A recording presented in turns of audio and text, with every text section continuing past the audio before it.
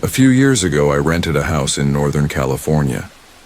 The neighborhood sat just outside the suburbs, striking what seemed like the perfect balance between open space and friendly neighbors, close enough to keep me from feeling isolated.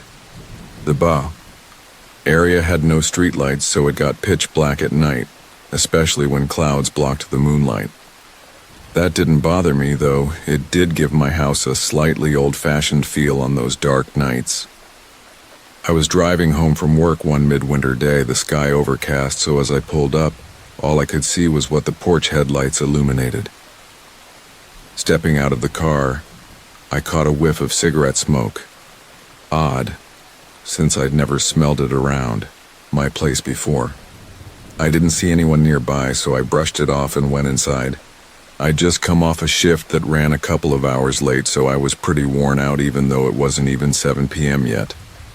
I decided to take a shower and call it a night. I woke up a little while later, certain I'd heard a noise inside the house. I wasn't immediately worried. My friend Marcus sometimes swung by to use my bathroom after his shift on his way to an evening class. I'd even given him a spare key so he could drop in even if I wasn't home. He always texted me beforehand, though, and I hadn't heard my phone chime. I reached over to the nightstand and grabbed my cell to check if Marcus had messaged me. The glaring light from the screen and keypad stung my eyes. This was back before phones had light sensors to dim in the dark, and that thing was bright enough to double as a flashlight. Squinting, I could make something out, but I couldn't tell if it was a spam text or not. I set the phone aside and called out Marcus's name. There were a few seconds of silence before I heard loud footsteps as someone started running across the downstairs floor. I bolted out of bed and dashed to my closet. They were already coming up the stairs by the time I opened the door and stepped inside. The house had 3 rooms upstairs, 2 bedrooms on either side of the hallway, mine and a spare, and a bathroom at the end. Both bedroom doors were closed, but the bathroom door was cracked open. I could hear someone in my house. Thunderous. Steps echoed down the hallway toward my room and into the bathroom. Thank God they did, because it gave me just enough time to pop open the attic hatch in the closet ceiling and haul myself up. I'd barely started pulling myself in when the intruder burst out of the bathroom. My feet were just clearing the attic entrance as my bedroom door flew open. I heard footsteps charge into my room and stop when they didn't find me there. They ran back down the hall and into the other room, which just had some stacked boxes in one corner, a few dumbbells, and a desk where I painted my miniature models. I guess they figured if anyone was hiding, it'd be in a bedroom, because they rushed back into my room and flipped on the light. A moment later, the closet door was yanked open. I was crouched in the attic, just a foot above the hatch, ready to try and stop them if they started climbing up. All I could see from my angle was from the knees down. They were wearing dirty blue jeans with frayed cuffs and worn-out work boots. After a few seconds of staring into the closet, they stepped away, and I heard a loud crash from my room, followed by a frustrated, angry yell. That scream was the scariest part of the whole ordeal for me. It reminded me too much of my stepfather, who'd bellow like that when he lost his temper. He'd ended up in a psychiatric hospital for some disorder that fueled his violent, erratic streaks. The man in my house tore down the stairs. I heard smashing and shattering as stuff got thrown around and things toppled over. I stayed crouched in the attic. I'd left my phone behind when I ran to the closet, and I wasn't sure I could climb down without him hearing me.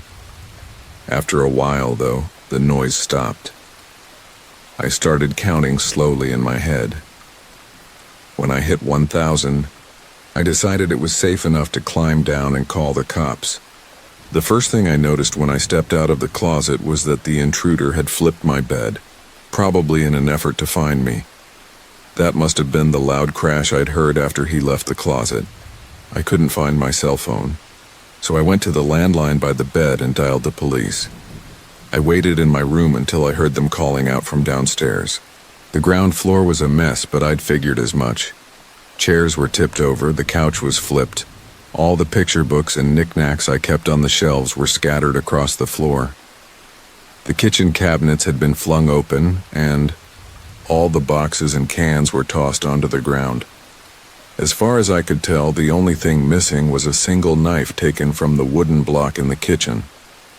The cops swept the house from top to bottom. They found the side door had been pried open with something like a crowbar. They also discovered a few cigarette butts along my fence, plus some tinfoil and an empty pen tube. Stuff the police said was often used to smoke meth. So I figured he'd been watching my house for a while. I realized he must have been out there smoking when I got home. They collected the evidence and told me to stay with family or friends that night and get that door fixed ASAP. I opted not to sleep. I moved a shelf to block the broken door and spent the next few hours cleaning up. I'd go to the window with a flashlight and shine it along the fence where the cops found the cigarette butts and foil, but I didn't see anything. The next day, I called someone to fix the door and had motion sensor lights installed out back and on the sides of the house. I ran a phone cable up to the attic and added a landline there. I never wanted to be stuck up there without a phone again. Nothing else happened at that house, though I lived there for another 3 years without incident. One extra precaution I took was practicing getting out of bed, heading to the closet and climbing into the attic as fast and quiet as I could. I even kept doing that after I moved out, except now I'd crawl into a tight space behind the closet instead of an attic. I try not to think about what might have happened if I'd been a little slower getting to the attic or if he hadn't gone into the bathroom at the end of the hall.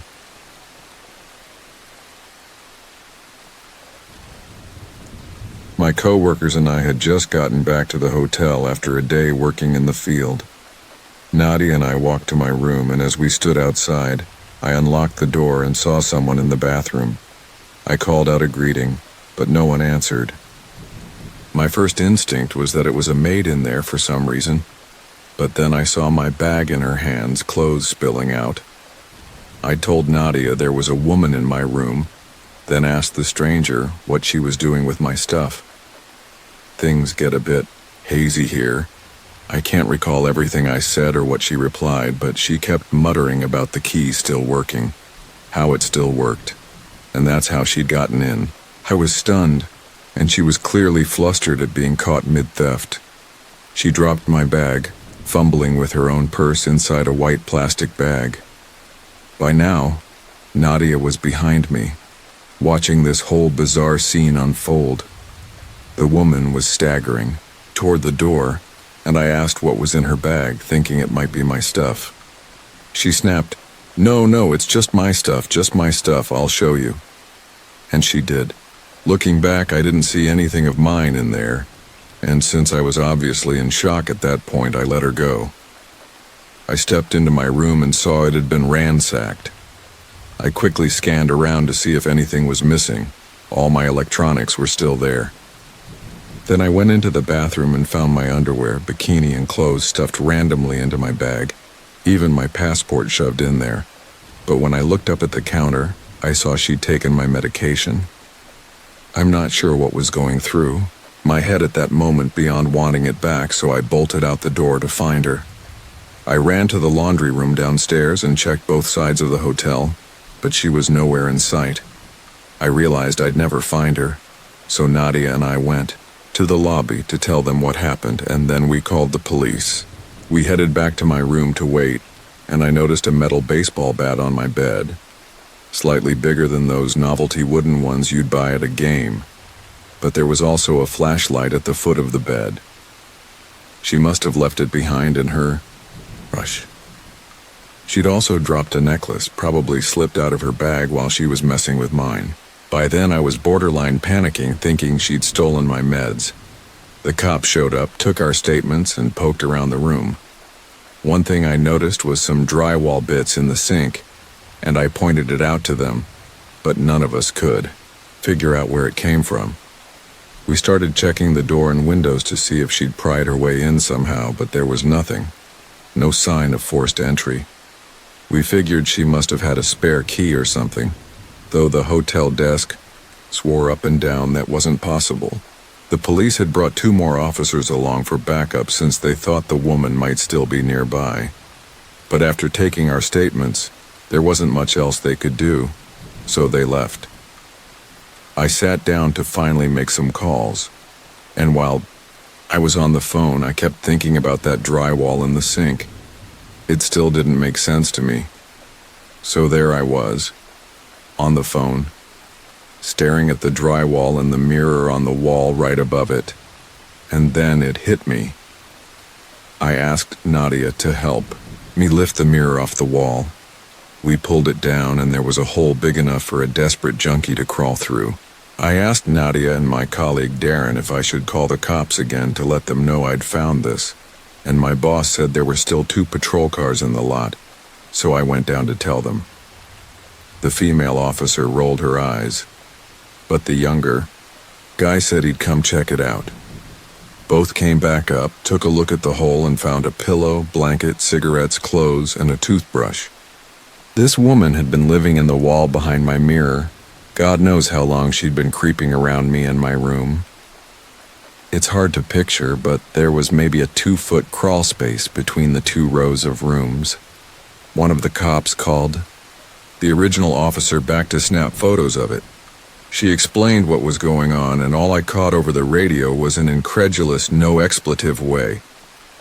He came back, took the pictures, and was just as floored as the rest of us. Obviously, we packed up and got out of there right away. What's even crazier is she'd probably been there for a while.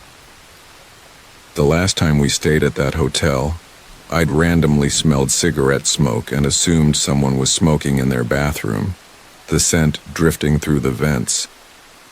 But no, it was a junkie puffing away right on the other side of my mirror. She could have been sneaking into other rooms too.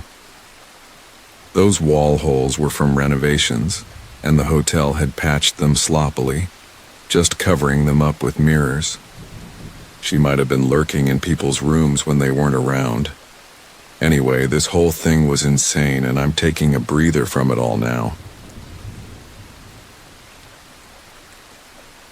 This happened in 2017, and it's 100% true. It was tied to a bunch of factors, including the recent death of a close friend. I was in a deep depression at that point in my life because of it. My family flew across the country to visit me in Los Angeles, where I was living. We thought it'd be great to take a trip to Catalina Island. When we got there, we realized it was off-season, late November, cold weather, and the island was practically deserted except for the locals and a handful of tourists like us. Our top priority was dropping off our bags so we could explore. So we checked into the inn right away. Inn doesn't really fit the place, though. I call it that because all the room doors opened to the outside. But really, our room was one of 20 or 30 quaint cottage-like buildings arranged in a horseshoe shape around a walkway, with rooms lining both sides. The inn's entrance was basically one of the points on the horseshoe, and if you went straight, you'd reach our room. We were led to a spot just before you'd have to keep going straight to dive deeper into the horseshoe. From our room, a LED-lit path led back to the street. The other path went further into the maze of isolated rooms. Bear with me here. After a day of exploring and finishing dinner, it was time to walk back through the cold, dark night to our room. Catalina Island is a good distance from the mainland, and let me tell you, the darkness there was just as thick as the space in my head after that meal. The conversation had taken a turn, and my crushing depression got the better of me. I pulled my black hoodie tight over my freezing ears and walked ahead of my parents to the hotel room, telling them I just needed to crash. I fell asleep the second I hit the bed. Sometimes depression makes that part easy. I was out cold when they came in after me, slipping into sleep without so much as a good night. Then I woke up to my mom whispering my name, her voice rough. The room had 2 beds. My parents' was closer to the door, mine farther back. Her voice cut through the quiet again, sounding worried about me. I didn't blame her given my mental state at the time.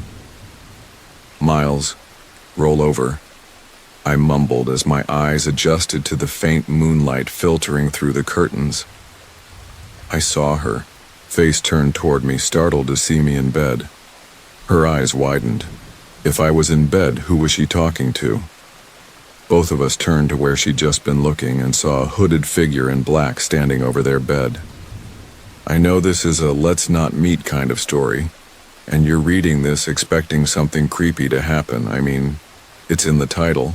But try to grasp how utterly terrifying it was to be on an island in the middle of the ocean and wake up to a stranger looming over you.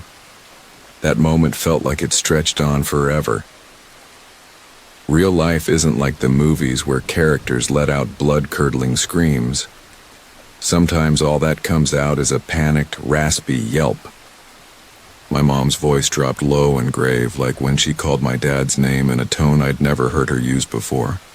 A tone of pure dread. Then the hooded figure did something strange and unsettling. It didn't move toward us. Instead, it crouched down in the corner near where it had been standing. The way it crouched was so completely out of left field, even in this already shocking situation, that it freaked me out. It looked almost animal-like. I knew two things. The hooded figure had been standing over us while we slept, and it wasn't acting in any way I could make sense of. In contrast to that endless moment of it looming over us just seconds ago, the next chain of events happened. In a flash, once my dad, a burly ex-military guy, woke up. Suddenly we were out the door, not knowing which way the intruder had gone.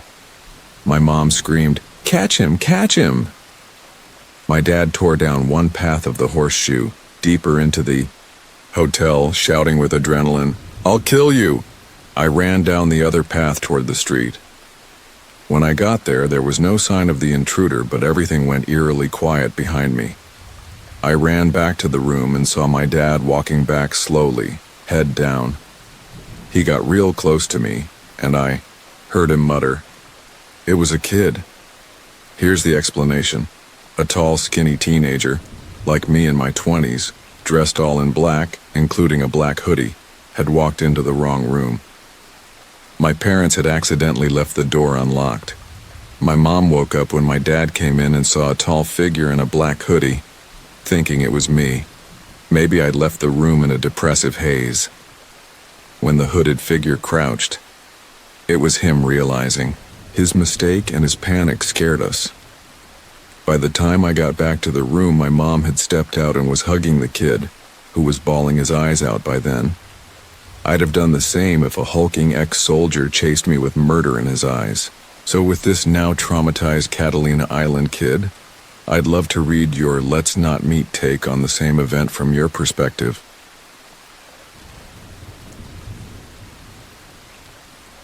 A few miles north of me, there's a small family-owned farm.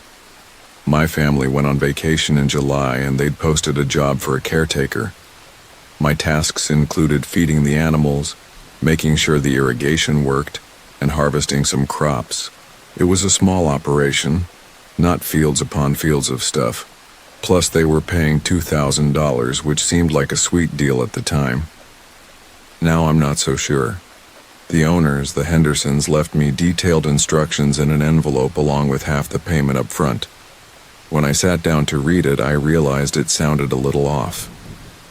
Dear Mara, thank you for taking care of our farm. To ensure your safety and the animals' well-being, we've included a list of instructions and tasks. 1. Please feed the goats and chickens at 6 a.m. sharp. They get pretty cranky if you're late. 2. You'll need to prune the cane. Bed in the raspberry patch. To do this, cut the canes or branches that are woody and have already fruited. Wear thick gloves because of the thorns. If you get cut, go inside immediately and call Dr. Linwood to make sure it doesn't get infected. 3. The sunflower field is low maintenance and adds beauty to our farm.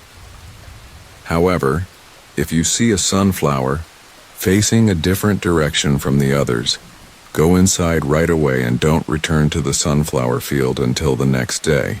4. The farm, as you know, is surrounded by woods. Sometimes we get coyotes, foxes, or other wild animals prowling the property at night. Don't worry, the animal pens are completely secure, and there's no need to check on them if you hear anything at night. In fact, we recommend you don't leave the farmhouse from dusk till dawn. 5. Do not enter the corn maze, even if you hear noises coming from it, like a child crying. The maze isn't open to visitors yet, but there's a good chance of bobcats in the woods. 6. Don't panic if you see the goats up in the middle of the night. They're semi-nocturnal and often wake up to graze, ramble, or use the bathroom. 7. Feel free to take any fruit or veggies you harvest, but do not eat the apples from the northwest corner of the orchard. 8. We don't use scarecrows anymore. If you see one, please go back to the house, lock all the doors, close all the curtains, and stay inside until morning. 9. Make sure to tend the farm stand twice a day, once in the morning and again in the afternoon. At night, bring all unsold produce inside and store it in the fridge. 10. We don't keep any pigs. Thank you so much, Mara. The Hendersons. I glanced out the window. The sun hung low over the trees, orange rays cutting through the forest. Damn, if I wasn't allowed out after dark because of coyotes or whatever. I'd better get cracking first. I went to the goats. They crowded around me as I filled their troughs, staring at me with those weird slit pupils of theirs. I tried to get it done quick. The goats honestly creeped me out a bit. As I hurried off, a black and white one poked its little face through the fence, bleating as it stared me down. The chickens were more skeptical, eyeing me and letting out a long cluck as they jerked their heads. But once they saw I had food, they came over and pecked at the ground. They were actually kind of cute. I locked the gate and headed back toward the house. Across the field, not far from me, stood the sunflower patch, bright yellow petals and dark centers swaying gently in the breeze. But while they all tilted toward the setting sun, one near the edge faced me instead. I stared at that black center. The note said something about this, didn't it? Go inside if a sunflower's facing a different way. I locked the chicken gate tight, then bolted across the grass toward the old farmhouse, still clutching the chicken feed bag.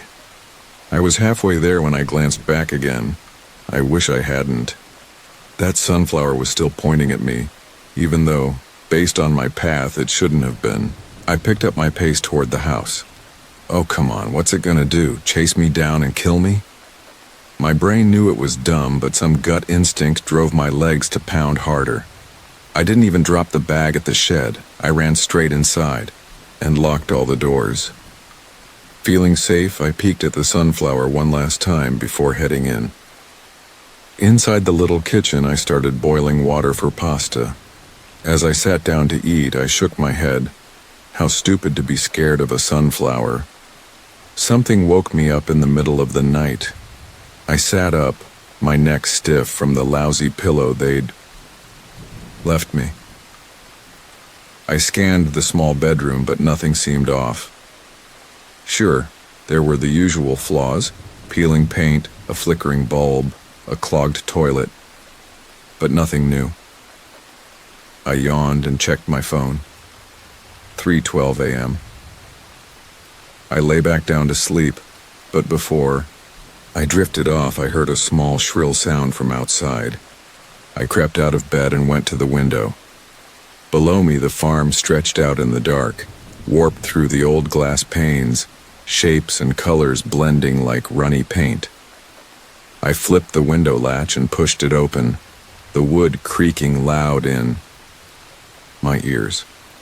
I listened to the silence, and then, help me, a child's voice came from the direction of the corn maze, not some bobcat. My blood ran cold. I stared into the darkness at the cornfield by the woods, hoping it was just a leftover dream or something. But as I stood there, a cool summer breeze slipping into the room, I heard it again. Please, help me. The voice trembled, like the kid was crying. I squinted into the dark, staring at the corn maze. I had to go out there. I remembered the Hendersons' rules, but no way this was an animal. "I'm coming! Don't worry!" I shouted through the window. Silence, then rustling. I squinted at the cornfield and saw the stalks shifting as something moved inside them. "Where are you?" I yelled into the dark. "I'll come get you." The corn kept moving, and every muscle in my body froze. That wasn't just one little kid. The corn was shaking and swaying across a patch maybe 10 feet wide, and it was moving fast toward the edge. I slammed the window shut, yanked the curtains closed, and my heart started hammering in my chest. I raced downstairs, checked the locks, and once I was sure I was safe, I called the cops. They didn't even come out. No missing kids in the area, and what I saw was probably a bear, they explained calmly. I figured they must know about the Hendersons' farm. So now I'm lying here in bed, listening to the creaking and rustling of corn stalks, a chair jammed under the doorknob. I've triple-checked all the locks, and all I can do is wait for dawn. 6:01 a.m. came too soon. The alarm blared in my ears, and I dragged myself out of bed groaning. The sun was just peeking over the hills, the sky glowing with a pale gray. Dawn. I could hear the rooster crowing. I looked out the window, scanning the farm, but everything seemed normal. All the sunflowers were half tilted toward me, facing the rising sun. The cornfield stood still. The chickens strutted around, pecking at the dirt. I trudged downstairs, grabbed the feed bag I'd never put away, and went out to meet the chickens. Probably the only part of the farm I liked. The fat hens waddled over as I dumped the feed on the ground, clucking happily as they pecked away. I locked the gate and started across the hill toward the shed to grab the goat feed.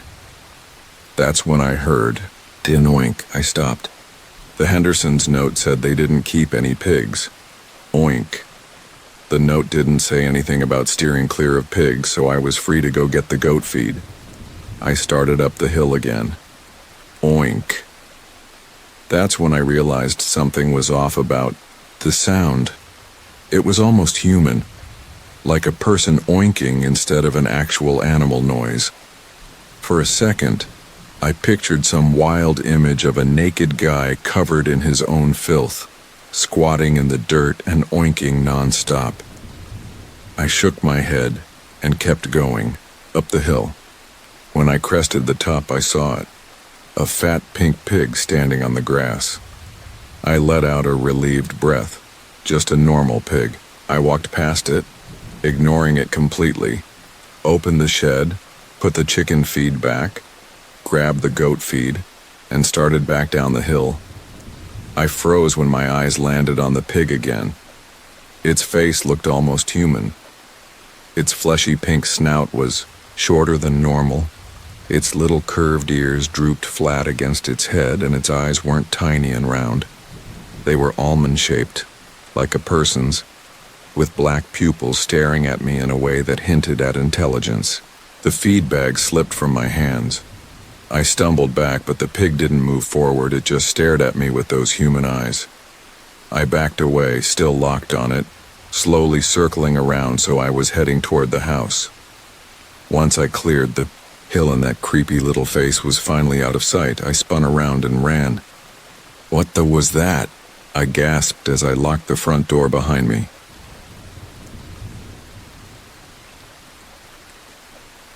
Not knowing what else to do, I pulled out my phone and called the cops. When they picked up, I didn't know how to start.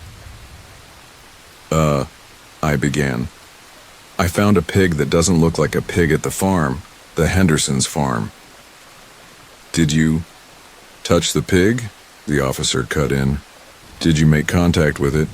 "No, nothing like that." "Good. We'll send someone out to handle it." 15 minutes later, I saw a patrol car pull up the driveway. They asked where I'd seen. It told me to stay inside, and I went to the window to watch them head up the hill and disappear. A minute passed, then a scream, pure terror, ripped through the silence. 5 minutes later, the cops came back carrying a big black plastic bag swinging with each step. "Hey, hey," I called as they headed to the cruiser. What was that?" The cops glanced at each other. "Rabies," the woman said while the guy stuffed the bag in the back seat. "A rabid pig's been popping up in the area. Getting it tested. Good thing you didn't touch it." Before I could ask anything else, she hopped in the driver's seat, and they were gone. I stared out the window, totally thrown. Why didn't the Hendersons warn me about pigs? After that pig fiasco, I decided to chill out. I made a solid breakfast, read a few chapters of the thriller I was working through, and called my boyfriend Theo around 11 a.m. Then I realized I'd forgotten to stock the farm stand. It was still daylight technically, so I ran out to the field, loaded up bags with zucchini and tomatoes, and hustled down the driveway as fast as I could without dropping anything. But when the little farm stand came into view, I saw someone already waiting. I checked the time, 11:49 a.m. "I'm so sorry," I panted as I laid out the produce on the wooden table. "I should have had this out earlier, but there was a pig. Just something threw me off." I stopped rambling, glanced up and saw the guy standing there was kind of odd. He was an old man, maybe 6 feet tall and rail thin. He wore a flat black suit and an old-school bowler hat in the stifling heat. He was smiling at me, but his teeth were yellowed and crooked and his eyes were sunk deep into his skull. Nothing outright weird about him, just an old guy who looked a bit creepy. He reminded me of those eerie dudes in that Buffy the Vampire Slayer episode where they steal everyone's voices. "So, what are you looking for today?" I asked when he didn't move to grab any produce. "The vendors aren't here," I said, shaking my head. "Won't be back for 2 weeks. He said thoughtfully. "They didn't tell me they were leaving." "Oh, you know them?" He chuckled. "You could say that." I waited for him to pick something or leave, but he didn't. He just stood there staring at me. The way his blue eyes bore straight into mine sent a chill down my spine. Not predatory or creepy in that way. More like he was sizing me up, studying me, trying to read every little tilt of my head or blink. It made me super uneasy. "So, are you interested in any of this? The tomatoes look great today," I said, trying not to sound nervous. "Or if you're after something else, I can pick it for you. Only the Hendersons can give me what I'm looking for." "Okay, I'm heading back to the farm then. If you change your mind, prices are on the whiteboard and you can leave cash in the box." I flashed a fake smile, turned, and started up the hill as fast as I could without looking weird. Then he said something that made my blood freeze. "Mara." I'd never told him my name. The smart thing would have been to run, but instead I turned back. He wasn't chasing me. He was still at the farm stand, 10 yards away. "I wouldn't trust the Hendersons if I were you," he called out. Then he turned on his heel and strode off. As I watched him go, I realized there was no car parked at the end of the driveway. He just turned onto Old Country Road and kept walking. I followed him with my eyes until he rounded a bend and vanished from sight. I retreated to the house, checked all the locks, and decided I'd spend the rest of the day inside, at least until it was time to feed the livestock and tend the farm stand again. When I fed the goats that evening, they still seemed mad at me from the morning. With all the pig stuff, I hadn't gotten around to their breakfast until almost 10 a.m. As I stepped into the pen, they eyed me wearily. A brown one bleated with betrayal in its slit eyes. My last chore of the day was grabbing the unsold produce. I rushed down the driveway, garden tote in hand, an audiobook playing through my earbuds. The sun hung low, casting long shadows across the path. It hadn't set yet. That wouldn't happen for another hour, but it still made me edgy. Most of the produce was gone, but I grabbed the 3 leftover squashes, tossed them in the bag, turned around and hurried back up the hill as fast as I could. Halfway up, I saw something in the field that stopped my heart. A scarecrow. Its arms stretched out to the sides, head slumped on its shoulder. I couldn't make out details. It was too far, but its silhouette was clear as day. I broke into a sprint. Go, go, you'll be fine, I told myself, locking my eyes on the white door. It was still a ways off, but I forced myself to stare at it away from the scarecrow, just run as fast as I could. And I made it. I slammed the door shut, threw the bolt, closed all the curtains, checked every lock, then collapsed into a chair and called Theo. "You've got to get over here," I told him. "There's someone out there." I ran inside, but I think I rambled incoherent stuff until he cut me off. "Wait, slow down. You think there's someone out there, right? You're sure?" Theo's a good guy, but he often thinks I'm a little too paranoid, a little too jumpy. When I'd insist I was being followed home from work, he'd say it was probably nothing, just some guy on the same route. When I'd hear noises in the middle of the night, he'd swear it was the house settling. When I'd watch his crime shows and tell him we needed to do X or Y to avoid being victims, he'd just laugh. Not mean-spirited, but in those moments, it was clear he'd grown up as a guy with nothing to fear in his world. "Yeah, I'm sure. They said the farm doesn't use scarecrows, and there's a expletive scarecrow standing on the hill staring at me." I heard a big sigh on the other end. "You're saying you don't believe me?" "I didn't say anything," he said, calmly. "You sighed." "Okay, sorry, just this sounds really..." He trailed off. "It's fine. Please, just come here. I'll explain everything." "Why don't you come here?" "Because if I go out, the scarecrow will get me." I realized that sounded pretty unhinged. "Look, there's been a bunch of really weird stuff happening at this farm." Then I started explaining it all. The list of rules, the sunflowers, the cornfield, even the pig man. "Why didn't you tell me all this sooner?" he asked when I finished. "Because you wouldn't believe me. You still don't." "I'm trying. This just sounds like some ghost story, you know?" Another sigh. "But look, I can tell you're really upset. I'll come, all right? I'll head over now. Be there in half an hour." I hung up and stared at the curtains for a minute. I wanted to peek through to make sure the scarecrow hadn't gotten closer, but I wasn't breaking the rules. When Theo arrived, I took every precaution to get him inside safely. I told him to park as close to the house as possible, look around for the scarecrow, then run in fast. Once he was safe inside, my fear melted away. We watched a funny movie, laughed, and went to bed. But around 2 a.m., something woke me up. I sat up and realized Theo was gone. "Theo," I called, stepping into the hall. "Where are you?" When he didn't answer, I went downstairs. I found him standing by the window, looking out. "Hey," I hissed. "You're not supposed to look outside." "Shh, there's someone out there."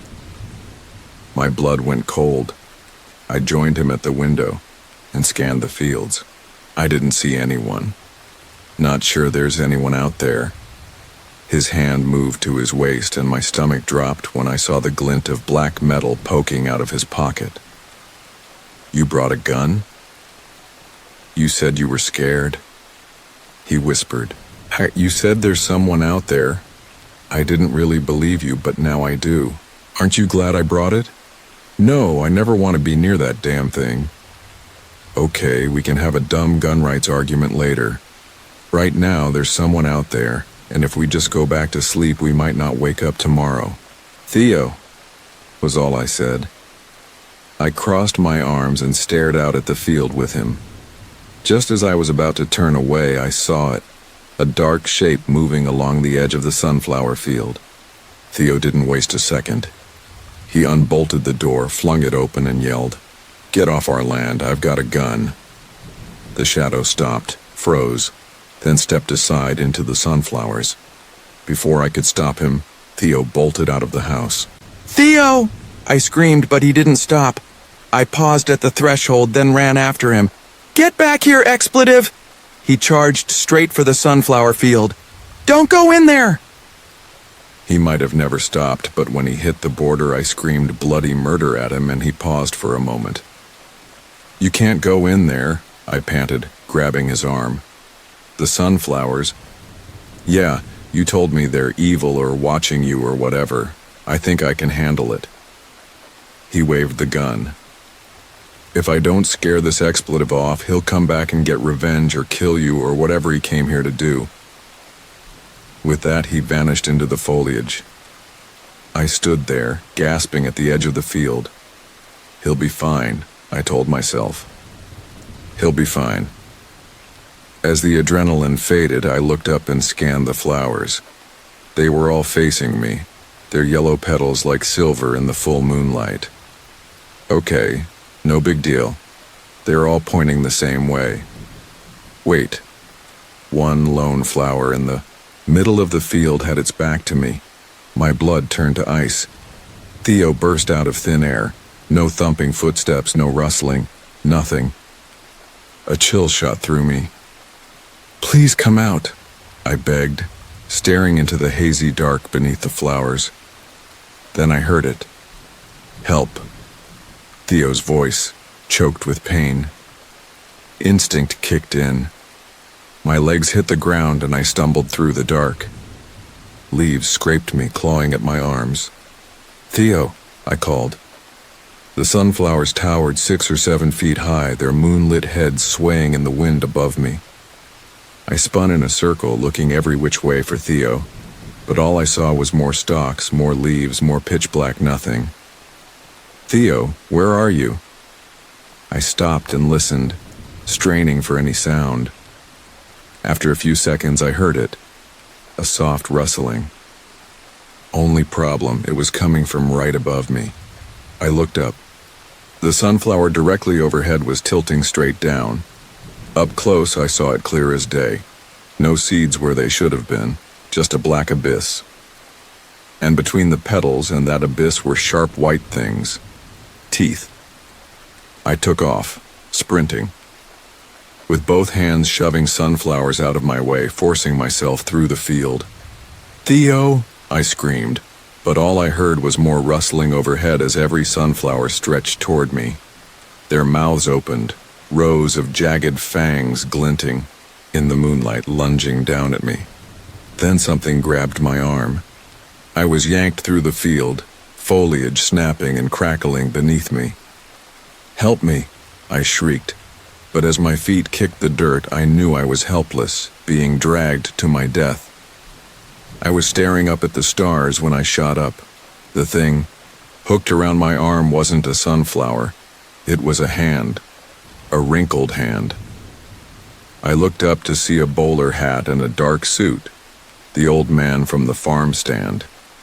A few feet away on the ground was Theo, panting, alive.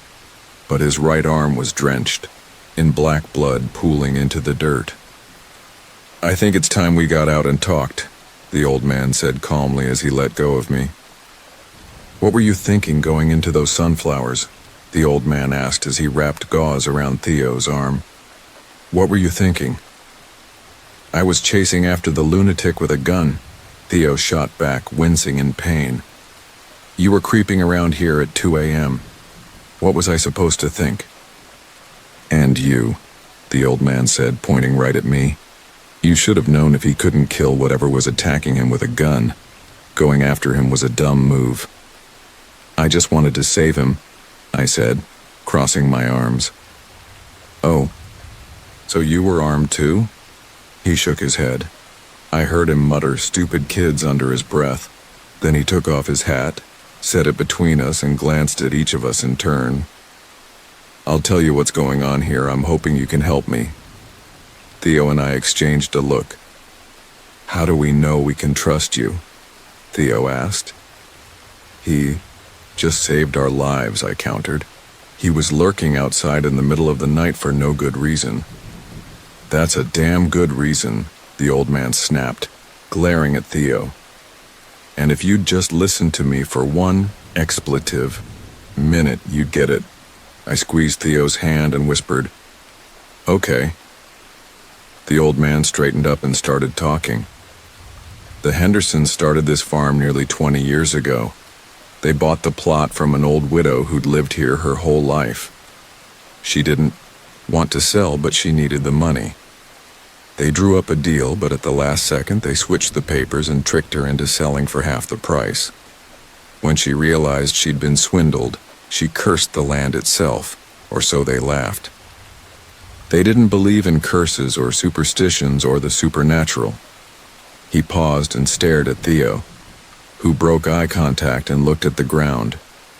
Of course, as soon as they planted those sunflowers, they sealed it.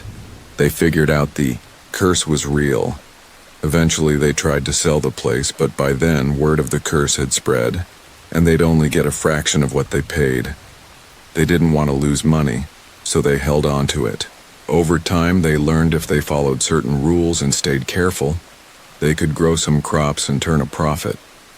But nobody's perfect. After a few close calls, the Hendersons decided they didn't want to risk their own lives. But they were fine risking others. So they started hiring people to work the farm. They preyed on the weak, the desperate, single moms, undocumented immigrants, newcomers who hadn't heard of the curse or were too broke to care. The deal was too good. Half the harvest, a place to live, and decent pay. That's where I come in. My daughter Lena was one of them. She was a single mom and I was a lousy... He stopped, swallowing hard like he was choking down emotion, but his face stayed steady. I didn't let her and her son stay with me when she got evicted from her apartment. I thought it had caused too much friction with my wife. I tried so hard to make it work, but now I see none of that mattered. He took a deep breath. A few weeks later, she got hired by the Hendersons, and both she and my grandson Milo were never seen again. Theo and I sat there in stunned silence. "I'm so sorry," I finally choked out. "That's awful." "So help me get them back," he said, his eyes pleading. "Get them back, they're not dead." You see, I recognized the voice in the cornfield. It was my grandson's. Silence fell over the three of us. He must have seen our confusion because he kept going. The victims aren't always killed.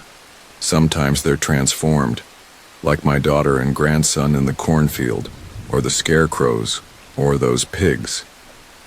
I clapped a hand over my mouth. "The pigs?" He nodded. No, I called the cops when I saw one, and they came, and I think they killed my grandson."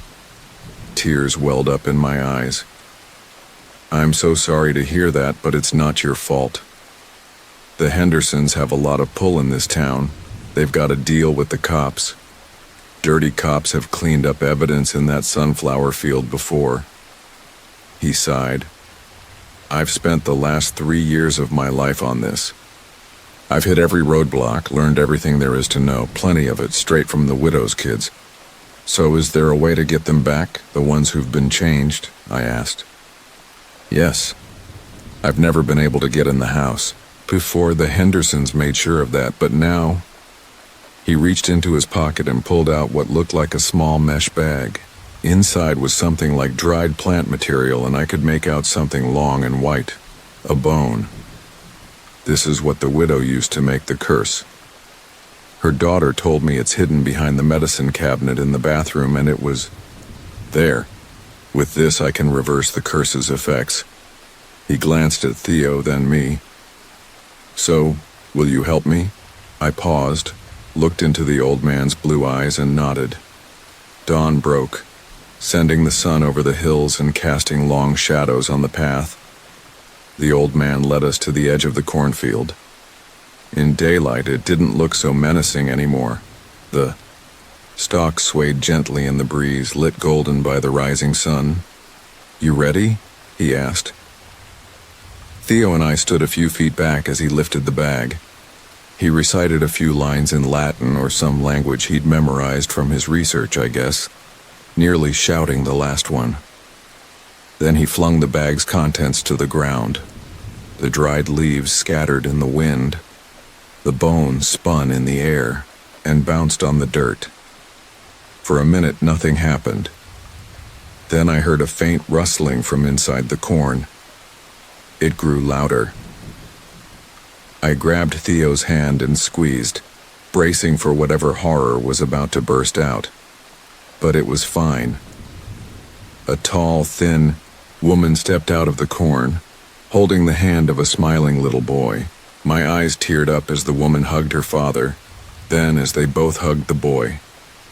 "Come on," the old man said, wiping his eyes. "Time to get you two home." The old man started down the driveway toward the main road, his daughter and grandson trailing behind. A gut-wrenching fear hit me. Something wasn't right. He was just walking off without looking for the others, not even glancing back at us. I scanned the farm. No one else came out, no voices called. "Hey!" I shouted. "What about the others?" He stopped and turned back. He wasn't smiling. "I'm sorry," he said. My heart sank further. "What do you mean, you're sorry?" "The curse can't be undone," he said, his blue eyes glinting in the rising sun. "The only way to free someone from the farm is to put someone else in their place." No, he didn't mean that. "I'm sorry," the old man said. He put an arm around his daughter. She looked back at us with sadness in her eyes, holding her little son's hand, and then he kept walking down the driveway. "Don't go!" I screamed. "Mara!" Theo called. "Get back here now, Mara!" This time his voice had a weird edge, choked, raspy. I turned and froze. Straw poked out of Theo's mouth. "No!" I shrieked, stumbling toward him, but it was too late. His skin turned gray, his eyes went dull and lifeless, his lips almost looked drawn on with marker. I watched in horror as the man I loved turned into a scarecrow. "Theo," I sobbed, reaching for him. His body stayed upright. Arms stretched stiffly out to the sides, flannel shirt stuffed with straw, head drooping on his shoulder. Then he moved, his head jerked violently toward me, eyes now just buttons glued to his face. I ran. I sprinted, as hard as I could toward the house, but I could feel something shifting inside me. Everything felt off balance, my legs weren't right, bending and twisting under me. I stumbled inside and collapsed on the floor, sobbing, but I knew I was changing too. For some reason, my transformation was slower than Theo's. When I looked in the mirror, I could see it. My nose stretched longer, my ears twisted, my skin pinker. So I've been trying to type this out as fast as I can.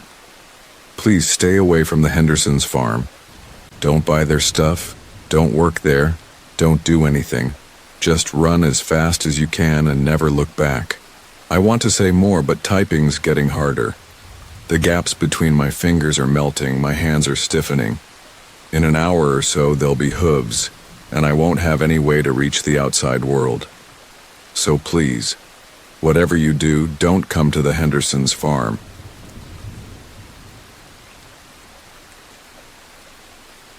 You can believe me or not, it's up to you, but after my dogs got shipped across the house, things here started getting weirder. Lately, I've been forcing myself to sleep in my room because of school, and my mom, Veda, keeps telling me I can't crash on the couch on weeknights. I stopped trying to tell her I'm too scared to sleep in there. I'm 17 now, right? That makes me a big, honorable girl, I guess. Anyway, big girls don't cry about monsters in their closets. I decided I was totally nuts for thinking there was a ghost in my room, so I made myself sleep there every night. About 3 weeks ago, I woke up for the first time around 4 a.m., talking to my closet, sitting up almost straight, staring into the dark space. I don't know what I said, but it freaked me out. For the next 2 weeks, I kept waking up and either talking to the closet or sitting bolt upright, staring right at it. I ended up buying a Ouija board with my sister Nova because she suggested it. The first time we tried it was in my room. She asked about my late night talks and the spirit we were talking to. It called itself Ez. Said I'd been talking to it every night, asking it to leave me alone. That felt like it confirmed. Something was in my room and weirdly it helped me sleep better. I also started noticing bruises on my leg. The one closest to the closet, my left leg, since I always sleep on my stomach and the closet's on the right side of my bed. Some stuff started randomly breaking down too, for no reason. I didn't think much of it until I had to sleep in total darkness. I'd get exhausted every time I stepped into the room. I've heard entities can do that, suck the energy out of things and people. It's freezing at night no matter what I do to warm it up. All I'm waiting for now is some kind of growl or a full-on attack. Honestly, one time when I was home, alone, there was knocking coming from my room. I froze trying to figure out if it was just the house settling, but it wouldn't stop. It sounded like someone banging on my wall with no real rhythm. It freaked me out so bad I recorded it from downstairs, but the knocking followed me. I was terrified, standing in the kitchen, shaking, waiting for it to end. Then the knocking started coming from inside the pantry. I'm pretty sure that was the last thing that happened before all the activity stopped, but that was only a week ago. It feels like it's been forever, but really it all happened and quit so fast, you know? I have no idea how long that thing's been in my room. Someone, please help me get rid of this. I don't even know where to start. I'm scared. I pray for protection before bed, but I still wake up every night between 3 and 4 a.m.